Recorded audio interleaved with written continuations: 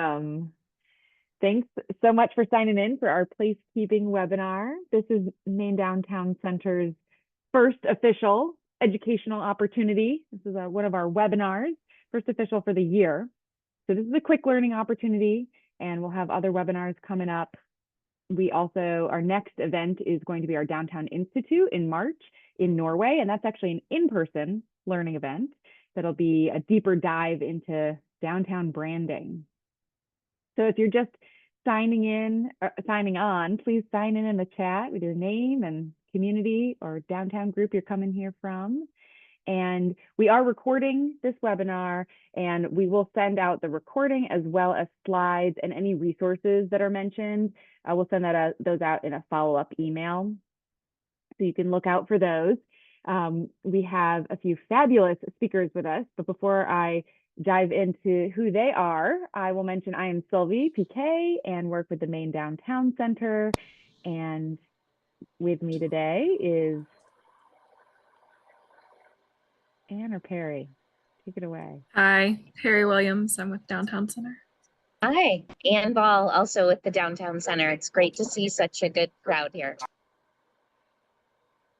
Great. And we wanted to make sure that, well, this became a topic that we thought would be a great kickoff to the year, because Amy and CJ and Abby, who are going to present today, did a session at our downtown conference back in November, and it was the highest attended breakout session.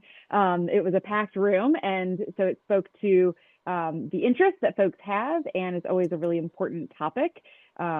Here we are on 207 day, so placekeeping, placemaking.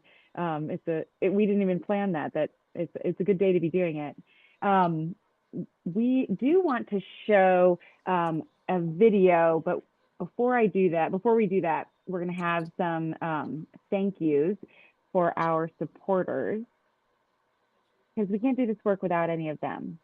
So here are some of the folks, some of our partners in this work, and we have other business sponsors who help us make all of this work possible, especially these learning opportunities. And before I hand it over to CJ, Abby, and Amy, we are going to watch a quick video. And this is all about Jane's Walk, which is a year, let's see, an event that's been running, is it 4 years in Maine so far? We've got our Jane's Walk experts here. So yes, they're shaking their heads. It's a collaborative effort with the Maine Downtown Center, Portland Downtown, Greater Portland Landmarks, Friends of Congress Square Park, and the City of Portland, who partner with Maine Preservation in this event. And I'll put the Maine Preservation, well, actually, it's a Jane's Walk site, in the chat. And Perry is going to show this quick video about this project. This is really all about placekeeping, telling the stories of these fabulous places. I know a number of you have participated in Jane's Walk in the past, and it is free to participate, and we're always looking for volunteers to sign up. So Perry, go ahead and roll it.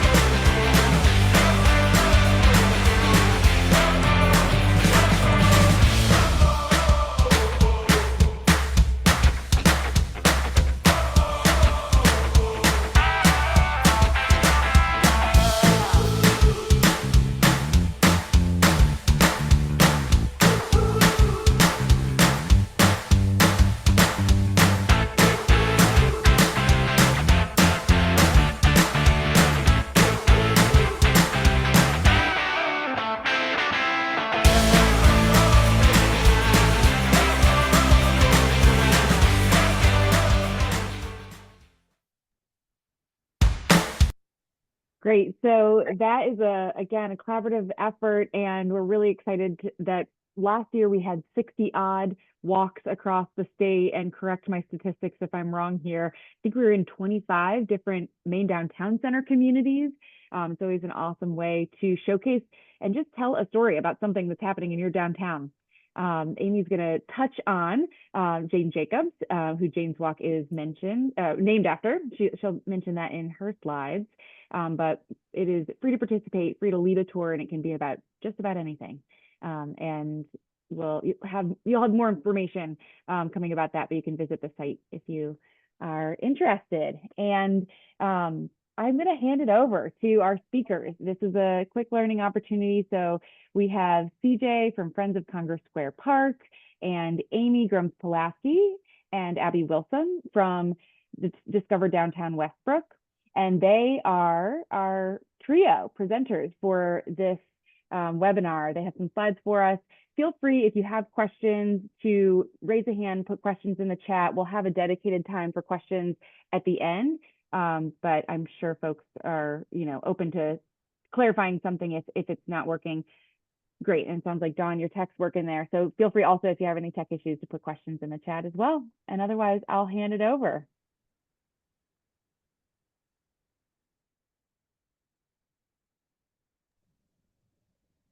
Okay, I'll go first. Welcome, everybody. I can't actually see you, but I do know there's a number of people here from Saco Main Street community. I see a few of my own Westbrook representatives here as well.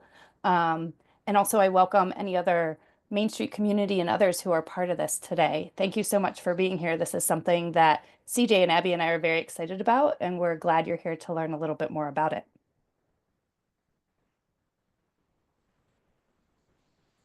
So we're going to do a very quick history. We're going to talk about two placemaking projects here in Maine, one in Congress Square Park and another one in Westbrook Common.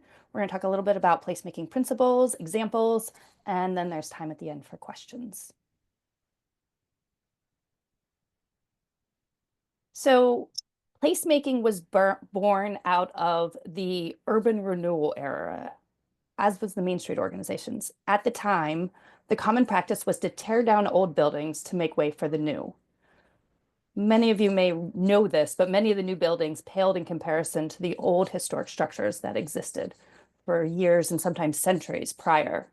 Historians and preservationists started a movement that led to preserving buildings. A lot of our historic preservation movement came out of that era. And so we have the initiatives to preserve buildings, but people realized that we needed to preserve main streets as well, and that was the birth of the Main Street movement. And then there were prominent leaders that said, it's not just the buildings and it's not just the Main Street, but you need to have specific places that are designed not for cars, but for people. One of the prominent leaders of this movement was Jane Jacobs, that Sylvia was talking about a few minutes ago. Jane argued that cities should be designed for people and not for cars, and she advocated for this.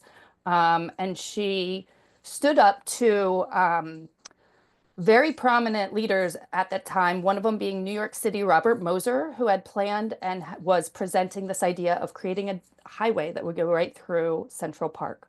And through Jane and others' advocacy and testament to the importance of place, they were able to preserve that park.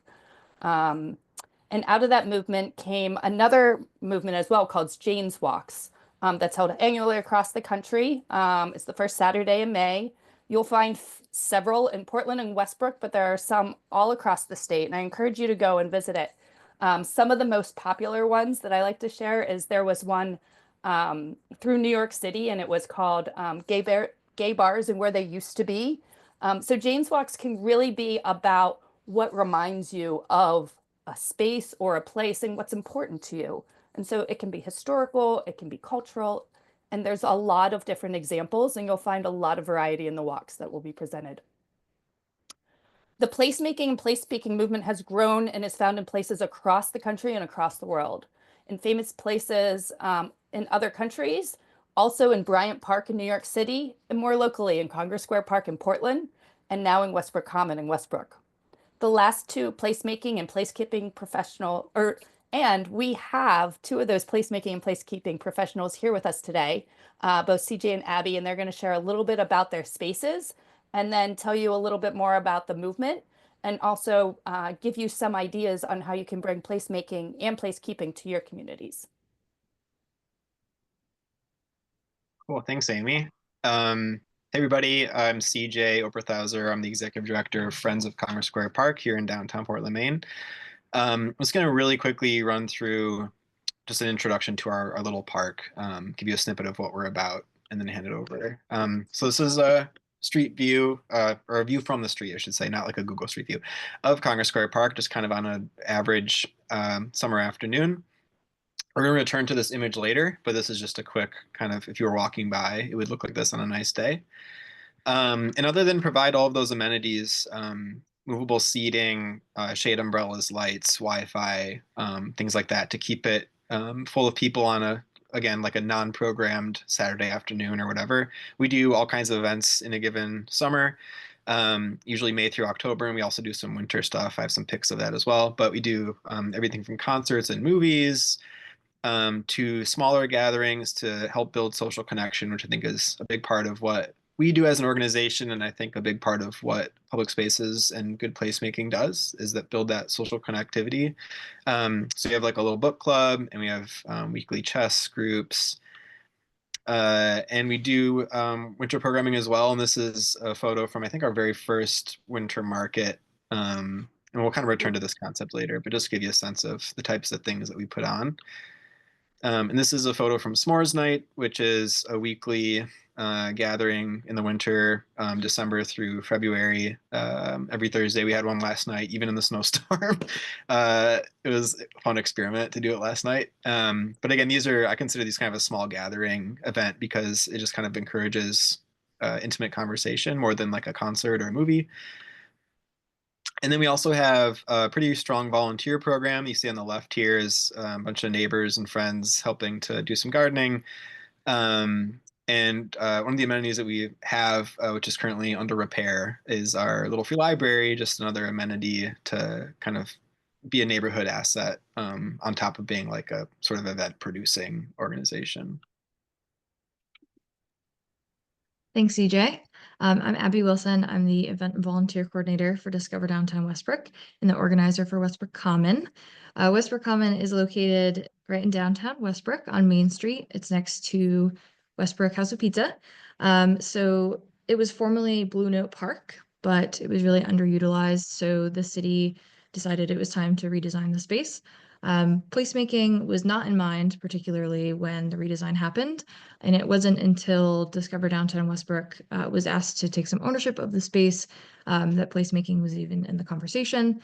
But the city came to us and suggested we program it in some way, maybe similar to Valley Square, which is across the street where we do a concert series in the summertime. But our executive director, Amy, suggested placemaking, and that was definitely the first time something like that was considered in downtown Westbrook. So that was super exciting. And through that partnership, we were able to also form another partnership with our founding partner, Lighthouse Credit Union, formerly Northeast Credit Union. And so with all of those entities sort of aligned, we took on this responsibility. Go ahead, next slide. Thanks.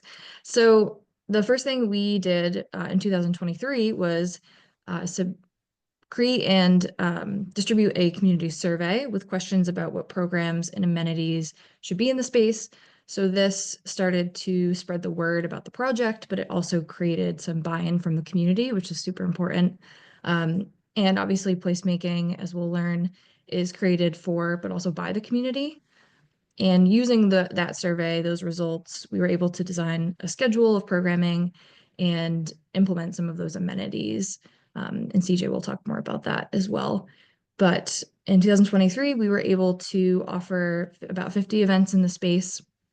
And last year, our second year, we offered over 80 all free programs to the community. Pictured here, you'll see the top right, there's a figure drawing class. The top middle is Portland Swing Project. Bottom left, the Queer Makers Market. Bottom in the middle, that's a Zumba class that was taking place And then we also partnered with the library to offer some story time, which you'll see in the bottom right.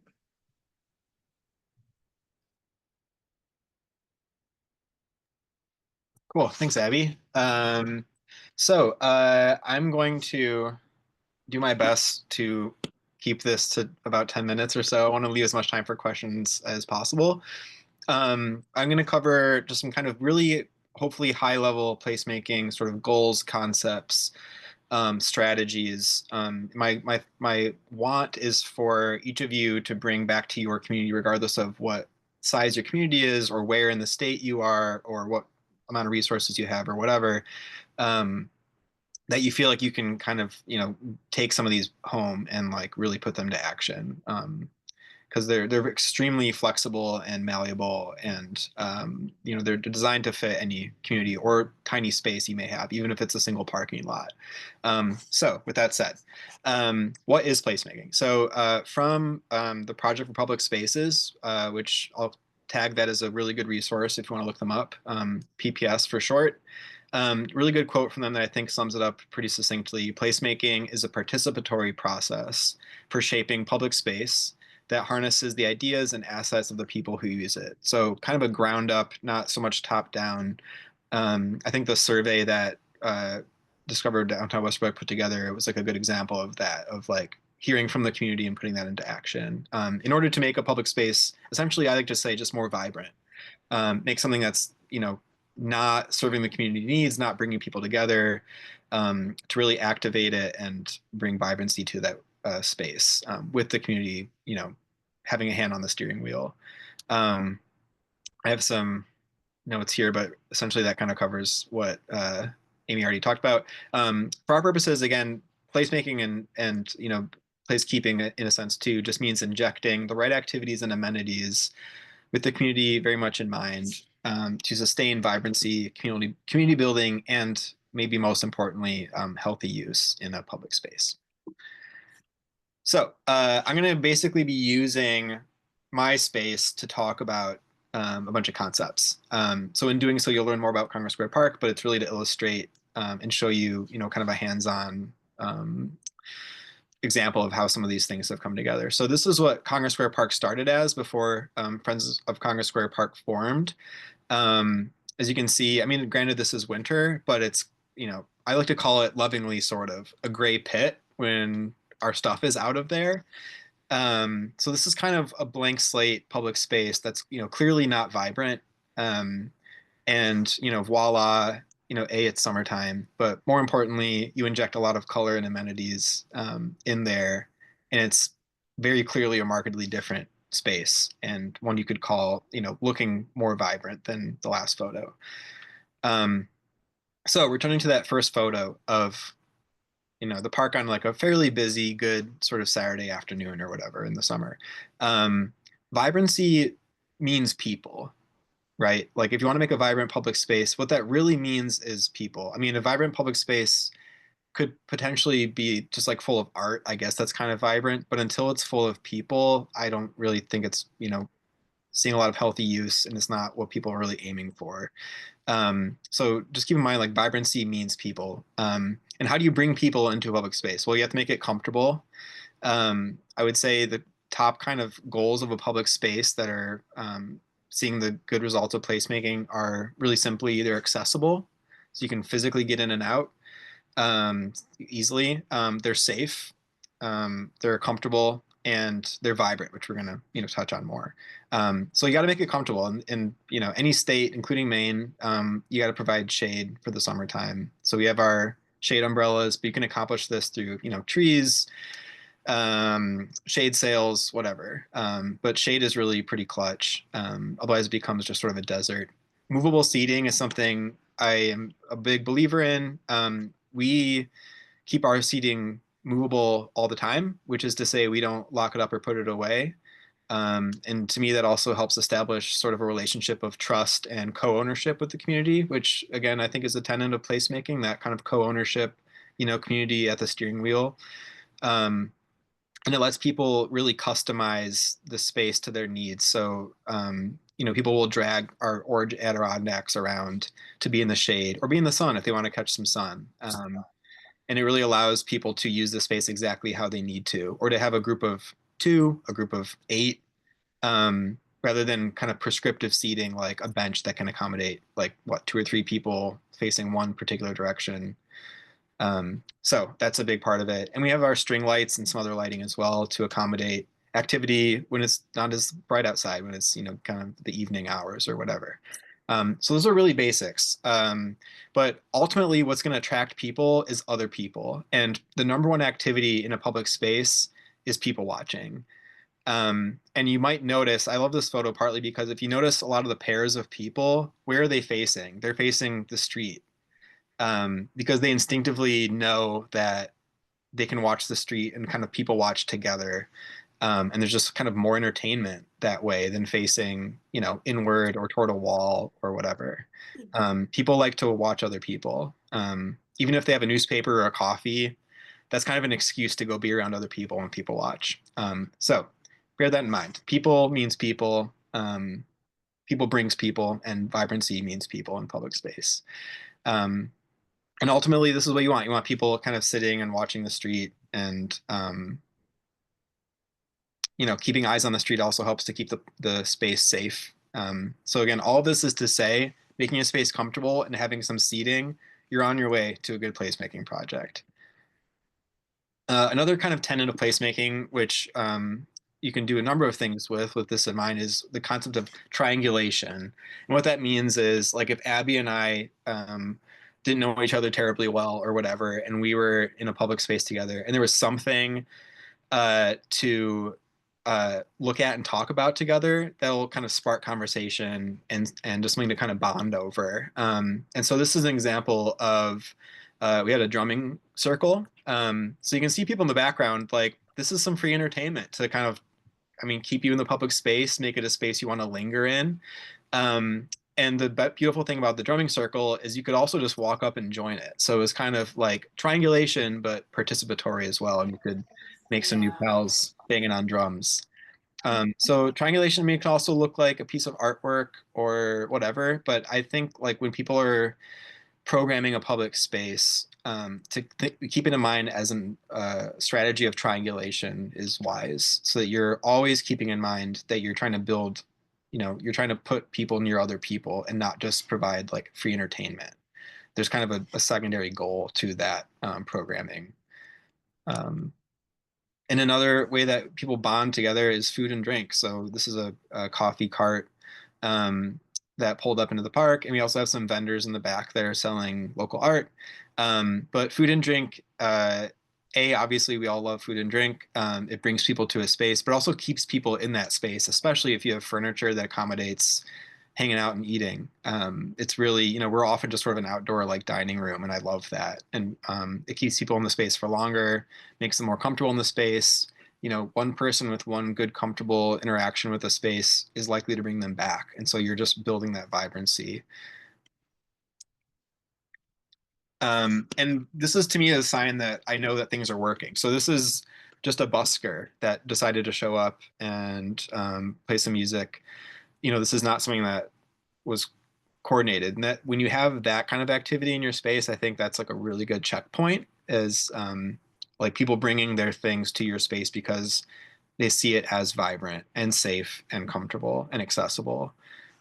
So this is happening in your space, you're doing something right. CJ, sorry to interrupt, but in that slide, were those little free libraries in the back right-hand corner there? Right here? Yeah, in the way back, right? Yeah, that's our little free library back there. Nice. Yeah, and that becomes a real asset too. And we've even had, again, it's under repair right now. It's very much missed. But it becomes a really good connecting point too. And it's a simple piece of infrastructure, but like, people put extra gloves in there or snacks for people that need those. And it becomes a real resource. So if that's something you can accommodate in a public space, it really can go a long way. Thanks for asking, Anne. Yeah, totally. And ours was custom built to kind of echo our furniture. So if you can make it place specific, I think that's even better. And to me, this, I think, from that very same first winter market, but it illustrates so well what I think good public spaces and good programming accommodate is like, you know, we have this market, there's tons of stuff to buy, there's tons of like food to eat, and they have this gentleman that showed up with his book to sit by our fire pit, and like people just want to be around other people, right? Like that is really just a core animal thing that we need. And so this guy could have read his book at home, he could have gone to a coffee shop, he could have gone somewhere warmer, but he really wanted to be around other people. And in the winter, anytime, but especially in the winter, it's a real you know, offering to just have a vibrant place where you're around other people, and even if you just want to read a book. So I think, you know, if this is happening in your space, I think you're kind of on the right track. I think that's really what we're all shooting for with placemaking work. And I'll also return to this first photo and show you, like, having seen all that, you know, without placemaking work being injected and some of these strategies being injected, this is what it would look like today on a snowy day. So, you know, you really can turn a place around with some really simple stuff, seating, programming, just making it vibrant, just stuff that's going to bring people together. If you're doing that, you're doing placemaking right.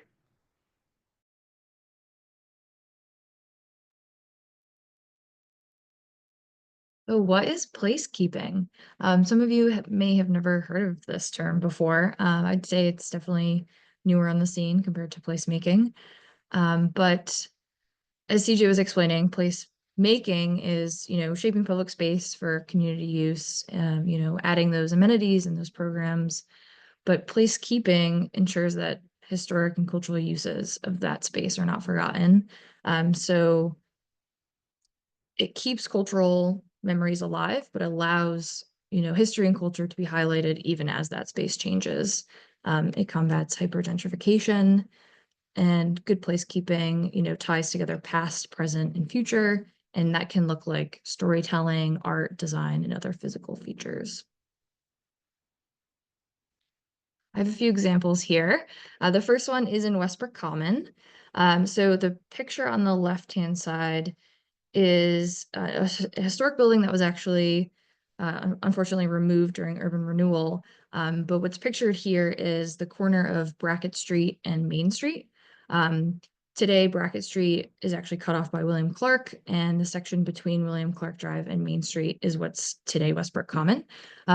So that building was replaced by just a one-story brick building where Westbrook on Tap and Westbrook House of Pizza are.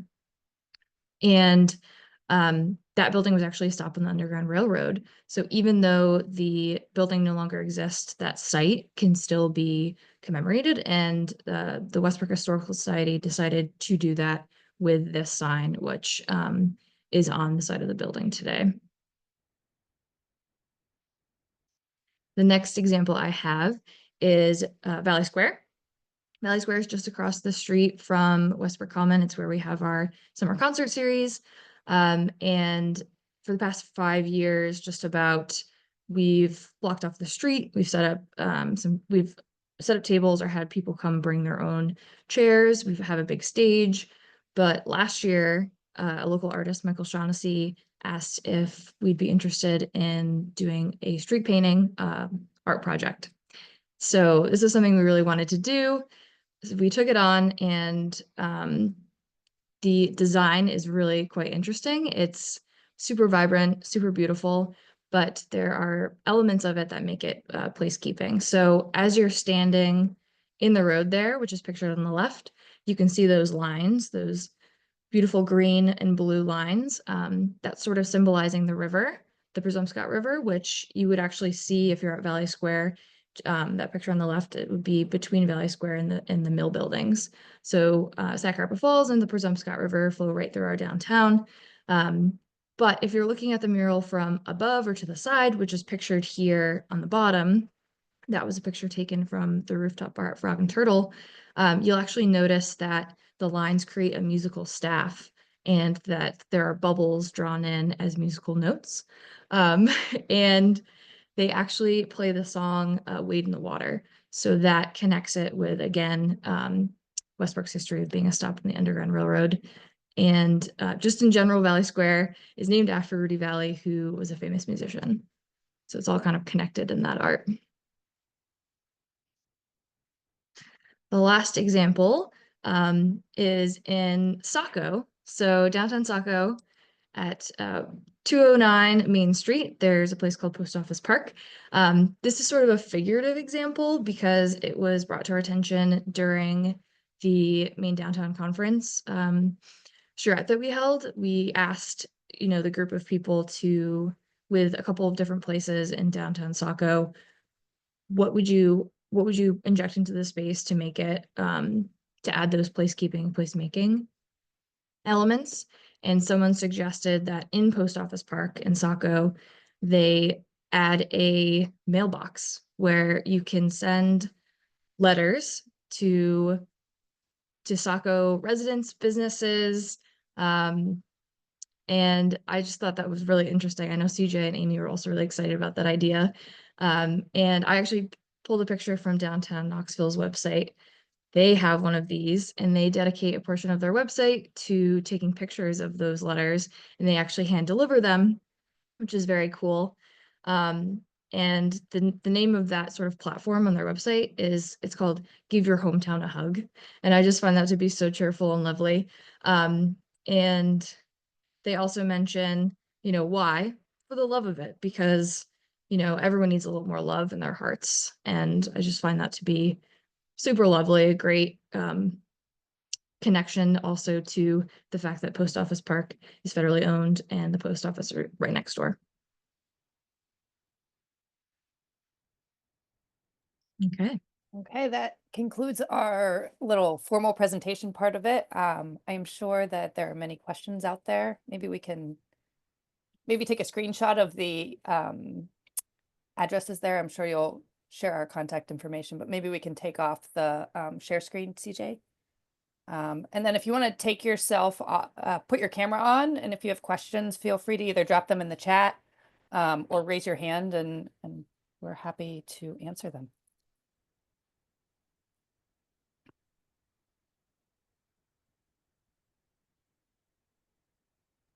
Well, Thank you I so can much. start You all, us. I was oh, going to say, Sylvie, I'm happy to start us off with great. questions. Okay. Abby, you had mentioned that one of the things you guys started with was a community survey.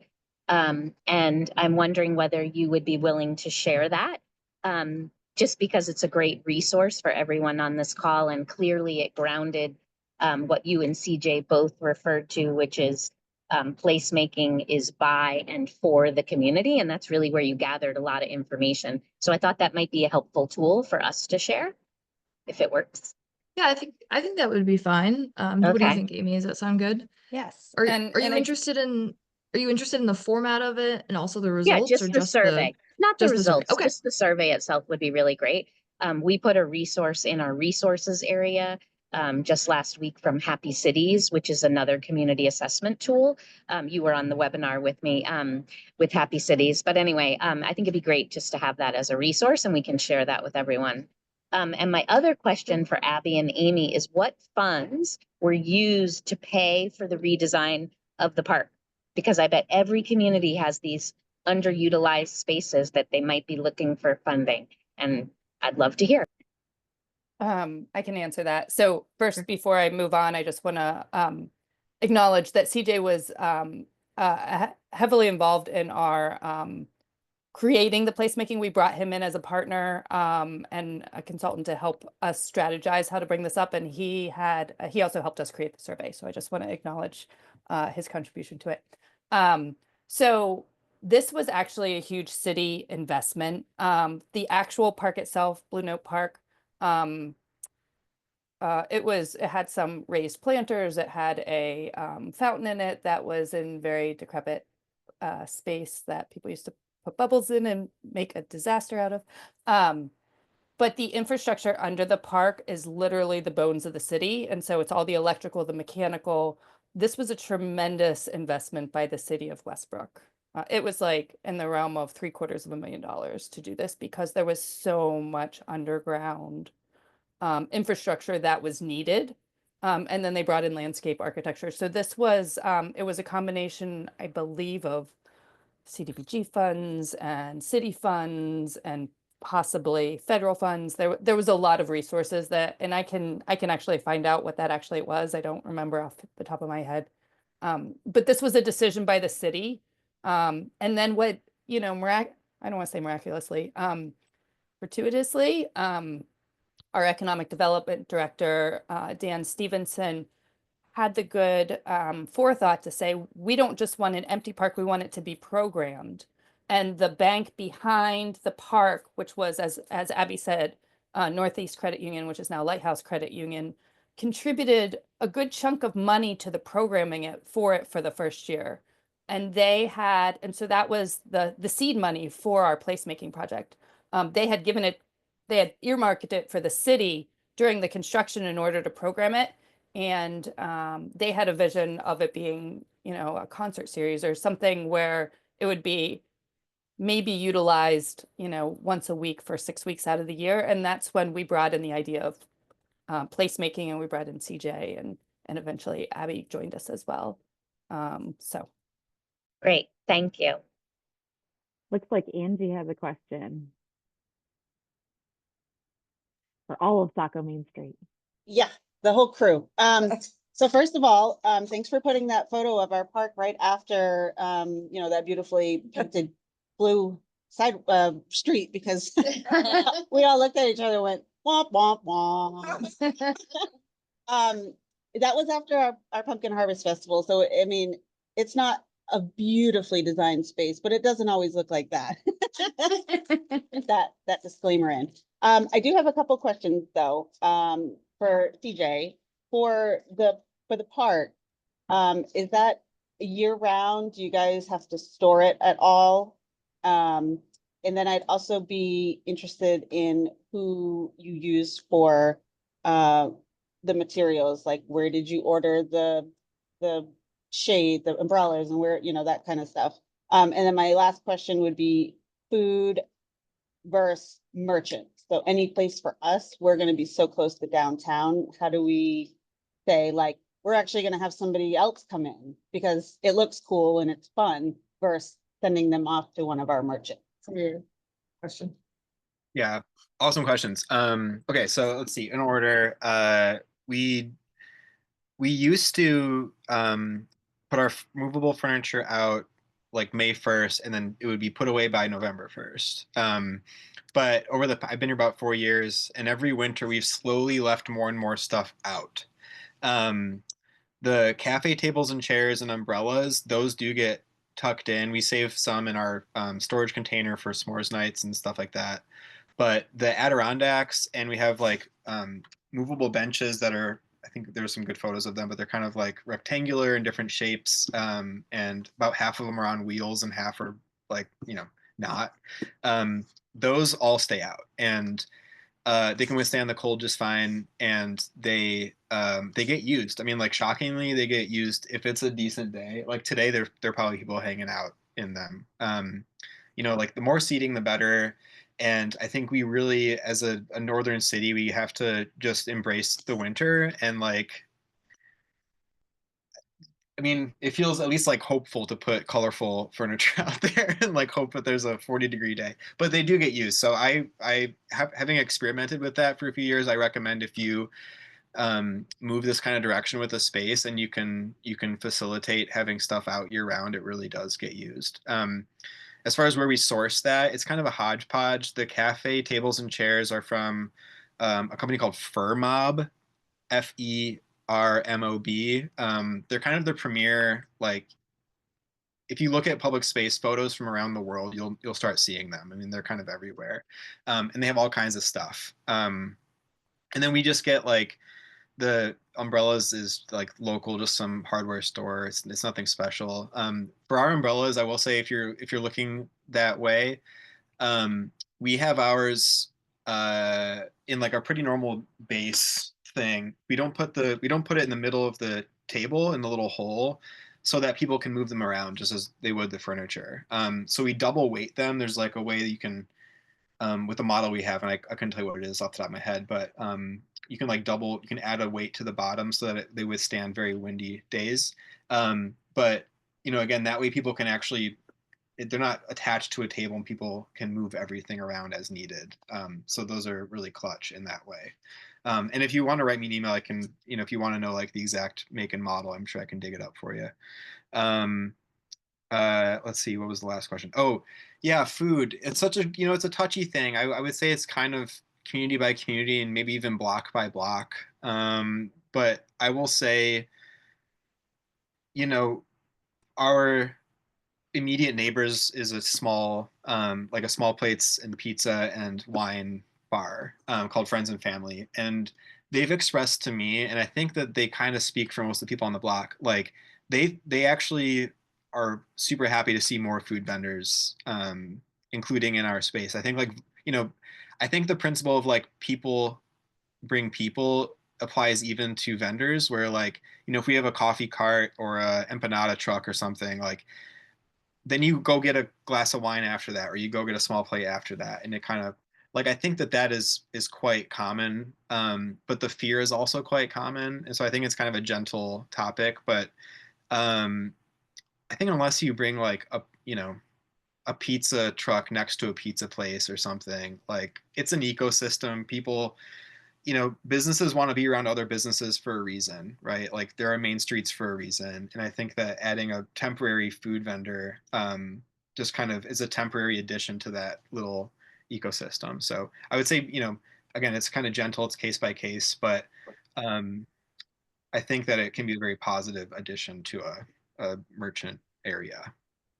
I would CJ, also thanks add so that there are much. some Oh, yeah. brick and mortars that have food trucks too. So if they're a Main Street business, you can ask them, if you have a food truck or a food cart, that's like double business for them. Great idea, Abby. All right, we're going to move on. We're going to try to squeeze in 2 more questions in the next 3 minutes, really in the next 2 minutes. So Tamara, and then we got a 30-second response, and then John, we got a 30-second response, and then we're going to send you contact information so you can continue all this excellent discourse. Tamara, go ahead. Thanks. Does anybody have any experience trying to do placekeeping with connecting indigenous culture to special places? Yeah, that's a great question. There's an organization called Friends of the Presumpscot River, and they have at one of their trailheads, it's not quite downtown, but it's on Conant Street. They've created a monument for Chief Bolin, and I would say that's definitely placekeeping. Lots of informational plaques and stuff as well. And there's some limestone chunk benches that essentially were the foundation of the original Conant homestead. So there's lots of other kind of historical things interwoven in that site. So Friends of the Presumpscot River, and that's the Conant Trail, which is a Portland trail on Conant Street. But that's all I would say I have experience with. Thanks, Tamara. Thank you. Anne's got a post for you as well. And John from Bath at Play, looks like you're currently in maybe more nap time than playtime, but what question you got for It's us? always a mix of that. No, I was wondering, as an organization who kind of starts these or tries to get these conversations of placemaking for play started, do you speakers have any recommendations on how to get those conversations going with municipality and keeping them going for, Great question.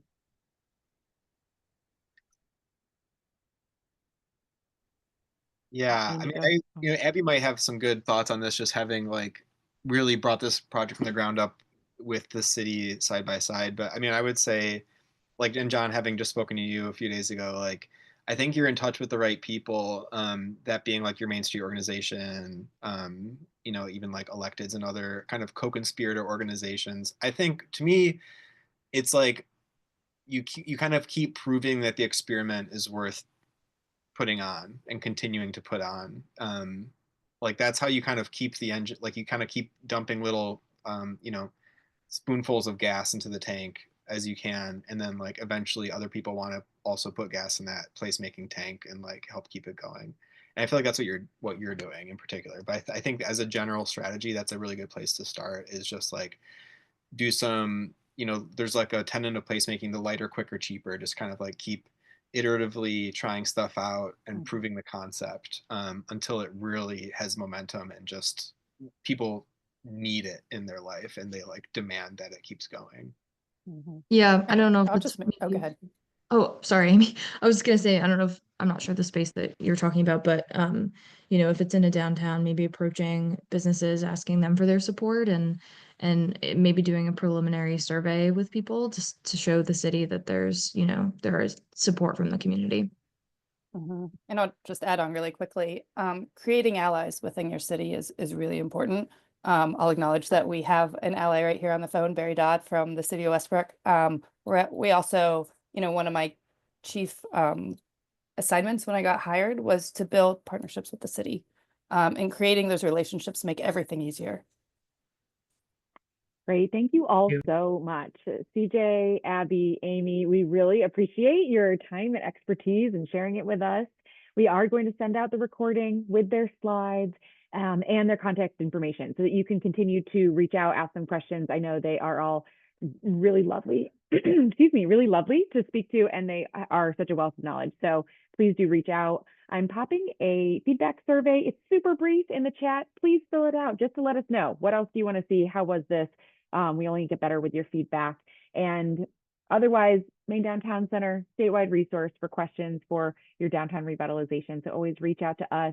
We're going to also send you in a follow-up email, resources shared here, as well as a link to our schedule of events because we're just getting started. There'll be more webinars and learning opportunities and in-person learning opportunities coming up. So thanks again for joining. Really appreciate it. We will stop the recording, but as always, we'll from the Downtown Center, we'll stay on. So feel free to stay on if you have any questions for us.